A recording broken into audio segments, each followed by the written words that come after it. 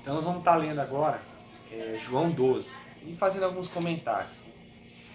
6 dias antes de começar as cerimônias da Páscoa, Jesus chegou a Betânia, onde estava Lázaro, o homem que havia ressuscitado. Prepararam um banquete em homenagem a Jesus. Marta servia e Lázaro sentou-se à mesa com ele. Então Maria tomou um frasco de perfume caro, feito de essência de nardo, e molhou com ele os pés de Jesus, enxugando com os cabelos dela. A casa ficou cheia de perfume. Mas Judas Iscariotes, um dos 12 seguidores, aquele que havia de trair Jesus, disse: Esse perfume valia uma fortuna, deveria ser vendido o dinheiro dado aos pobres. Jesus não se importa com os pobres. Judas não se importava com os pobres. É que tomava conta da caixa dos discípulos e muitas vezes furtava o dinheiro de lá. Jesus respondeu: Deixem Maria em paz. Ela fez isso como preparação para o meu sepultamento. Vocês sempre podem socorrer os pobres, porém eu não estarei com vocês por muito tempo mais. Quando o povo de Jerusalém soube da chegada dele, correu para ver Jesus e Lázaro, o homem que havia ressuscitado. Por isso os sacerdotes principais resolveram matar Lázaro também, porque era por causa dele que muitos dos judeus haviam mudado de ideia e acreditavam que Jesus era o Messias. No dia seguinte, correu pela cidade inteira a notícia de que Jesus estava a caminho de Jerusalém. Então uma enorme multidão de visitantes da Páscoa tomou folhas de palmeiras e desceu a estrada para encontrar Jesus, gritando: É o Salvador! Salve o Rei de Israel! Viva o embaixador de Deus! Jesus vinha montado em um jumentinho para cumprir a profecia que dizia: Não tenha medo do rei, ó povo de Israel, porque ele virá humildemente montado numa cria de jumentinho. Seus discípulos na ocasião não perceberam que aquilo era o cumprimento de uma profecia. Mas depois que Jesus voltou para a sua glória no céu, então eles descobriram quantas profecias da Escritura se realizaram diante dos seus olhos. E aqueles da multidão que tinham visto Jesus ressuscitar a Lázaro andavam contando tudo a respeito disso. Esta era a principal razão porque tantos saíram para encontrar Jesus, pois tinham ouvido falar desse poderoso milagre. Então os fariseus disseram uns aos outros: Estão vendo que nada conseguimos? Vejam, todo mundo foi atrás dele. Alguns gregos que tinham vindo a Jerusalém para assistir à Páscoa fizeram uma visita a Filipe, que era de Betsaida, e disseram: Senhor, nós queremos conhecer Jesus. Felipe falou com André a respeito disso e eles foram juntos perguntar a Jesus. Jesus respondeu que havia chegado a hora dele voltar para a sua glória no céu e que eu devo morrer como um grão de trigo que cai dentro da terra. Se eu não morrer, ficarei sozinho, uma semente isolada. Porém, a minha morte produzirá muitos grãos de trigo, uma abundante safra de novas vidas. Se amarem sua vida aqui embaixo, vocês perderão a vida real. Se desprezarem sua vida aqui embaixo, vocês trocarão esta vida pela glória eterna. Eu vou fazer um comentário aqui no 25, que diz assim: se amarem a sua vida aqui embaixo, vocês perderão a vida real. Então, Jesus ele está nos dando tipo uma sugestão: não amem demais a sua vida aqui na terra. Não amem essa vida terrena, essa vida aqui nesse mundo.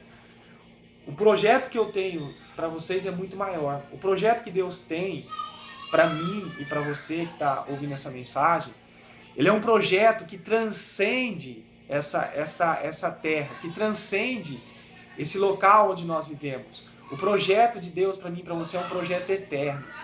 Todo mundo que pensa apenas nessa terra está tendo um pensamento pequeno, porque a nossa vida ela é muito além da vida dessa terra. Olha o que Jesus disse: se amarem sua vida aqui embaixo, vocês perderão a vida real. Se desprezarem a sua vida aqui embaixo, vocês trocarão essa vida pela glória eterna. Então, há uma vida muito maior para mim e para você viver. É a vida que Deus tem, é a vida do alto, é a vida eterna. A vida eterna é a vida que eu e você deveremos valorizar mais. Não devemos viver focados nessa terra, mas devemos viver aqui nessa terra focados no céu. Amém? Vamos continuar lendo.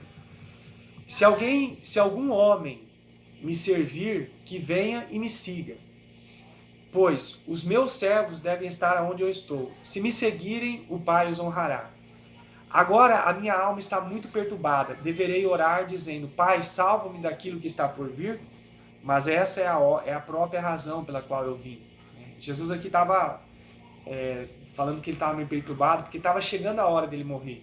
Então ele está dizendo, eu vou passar por um grande problema, uma grande dificuldade, mas eu vou pedir para o Pai para me livrar dessa situação? Não. Né? O que ele falou? Mas é essa a razão. Jesus estava sentindo que ele estava perto de morrer nessa terra. Ele já sabia que estava próximo o dia dele ser crucificado. Então ele estava um pouco que sentindo esse momento. O Pai, o 28, ó Pai, o Senhor pode glorificar e honrar o teu nome. Então uma voz falou do céu, dizendo, eu já fiz isso e o farei outra vez. Quando a multidão ouviu a voz, alguns deles pensaram que era um trovão, enquanto outros afirmavam que um anjo havia falado com ele. Então Jesus disse, a voz foi para o bem de vocês e não para o meu. 31. A hora do julgamento do mundo chegou, a hora em que Satanás, o príncipe desse mundo, será expulso. E quando eu for levantado na cruz, atrairei todo mundo a mim. Ele disse isso para dar a entender como ia morrer. Morrer? Perguntou a multidão. Nós entendíamos que o Messias viria para viver e nunca morreria. Como está dizendo que ele morrerá? De que Messias está falando? Jesus respondeu, minha luz brilhará para vocês só mais um pouquinho. Andem nela enquanto podem, antes que a escuridão caia, porque então será tarde demais para acharem o caminho. Creiam na luz enquanto é tempo, assim vocês se tornarão filhos da luz. Olha aqui que recado importante de Jesus para mim e para você. Creia na luz enquanto é tempo, assim vocês se tornarão filhos da luz. Como eu e você se tornamos filho de Deus, filho da luz, crendo na luz, crendo em Jesus. Depois de dizer essas coisas, Jesus foi embora e escondeu-se deles. Mas apesar de todos os milagres que ele havia feito, a maioria do povo não queria crer que ele era o Messias. Foi justamente isso que o profeta Isaías havia predito. Senhor, quem acreditará em nós? Quem aceitará os poderosos milagres de Deus como prova? Porém, eles não podiam crer, pois acontecia como Isaías também tinha dito. Deus cegou os olhos e endureceu o coração deles, para que não possam ver, nem entender, ou voltar-se para mim, para que eu os cure todos. Isaías estava se referindo a Jesus quando fez esta predição, porque ele teve uma visão da glória do Messias e profetizava acerca dele. Contudo, mesmo entre os líderes judaicos, muitos criam que ele era o Messias. Mas não declararam isso a ninguém, por causa do medo que tinham de serem expulsos da sinagoga, pelos fariseus. Pois eles gostavam mais do louvor dos homens do que do louvor de Deus. Olha outro recado de Deus para nós. Ó. Muitos líderes religiosos, muitos líderes judaicos, eles sabiam que Jesus era o Messias, mas eles não declaravam isso. Por quê? Porque eles estavam mais preocupados em ser honrado pelos homens, em ser louvado pelos homens, do que serem louvados por Deus. E hoje eu pergunto para você, a sua vida aqui na Terra tem sido mais para o louvor dos homens ou para o louvor de Deus? Será que aquilo que você está fazendo, que aquilo que você está buscando, é para o louvor do Todo-Poderoso, do Deus de Israel, ou é para o seu louvor? Reflita sobre isso. O 44. Jesus disse às multidões, se vocês confiarem em mim, estarão verdadeiramente confiando em Deus. Pois quando veem a mim, estão vendo aquele que me enviou. Eu vim como uma luz para brilhar neste mundo escuro, para que todos aqueles que ponham sua confiança em mim, não fiquem na escuridão. Se alguém ouvir e não me obedecer, não sou eu o juiz dele, pois eu vim salvar e não julgar o mundo. Mas todo aquele que me rejeita e despreza a minha mensagem será julgado no dia do juízo pelas verdades que eu tenho falado. Porque estas não são minhas palavras, minhas próprias ideias. Pelo contrário, eu tenho falado o que o Pai me disse para falar a vocês.